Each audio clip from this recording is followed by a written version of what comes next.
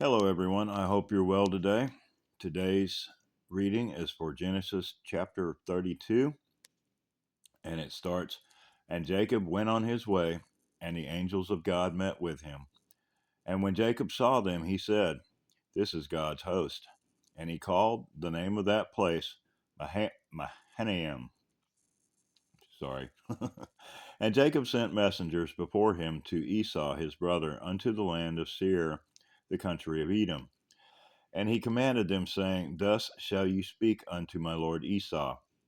Thy servant Jacob saith thus, I have sojourned with Laban and stayed there until now, and I have oxen and asses, flocks and men servants and women servants, and I have sent to tell my lord that I may find grace in thy sight.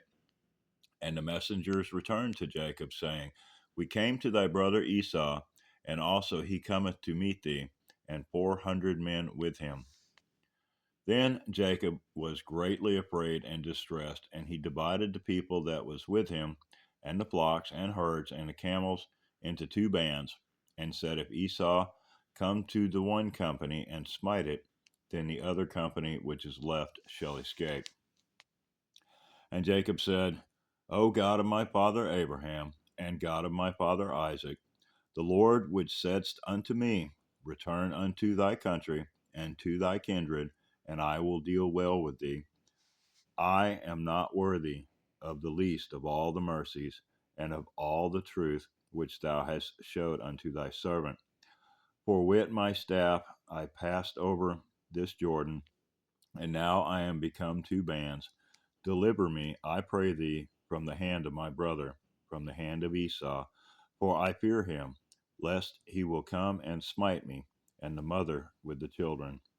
And thou saidst, I will surely do good to thee, and make thy seed as the sand of the sea, which cannot be numbered for multitude. And he lodged there that same night, and took of that which came to his hand a present for Esau his brother 200 she goats and 20 he goats, 200 ewes and 20 rams, 30 milk camels and their colts, 40 kine and 10 bulls, 20 she asses and 10 foals. And he delivered them into the hand of his servants, every drove by themselves, and said unto his servants, Pass over before me, and put a space betwixt drove and drove. And he commanded the foremost, saying, When Esau my brother meeteth thee, and asketh thee, saying, Whose art thou, and whither goest thou, and whose are these before thee? Then thou shalt say, They be thy servant Jacob's. It is a present sent unto my lord Esau, and behold, he is behind us. And so commanded he the second and the third and all that followed the droves, saying, On this manner shall ye speak unto Esau when you find him. And say ye moreover, Behold, thy servant Jacob is behind us. For he said, I will appease him with the present